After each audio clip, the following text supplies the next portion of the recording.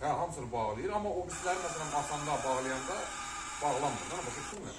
Səndə İki yüyübsə, yox. Yüyülüb su düşüyor. hə. Kruzdur, təzəki saxlamır, yanacaq təzəqini. Vur. Vur. Hərrə. İndi söndür. Söndürən kimi də təzəq düşür. Onun el olmağının səbəbi də bax, bu kruzun filtridir. Bu orijinal filtrdir. Bu ora kip girir. Bax bura.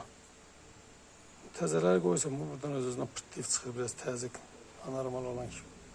Təzəq regulirovka eləmək lazım olanda regulyatora gedir bu. Oradan pırtlayıb çıxır, üstə təzəq itir.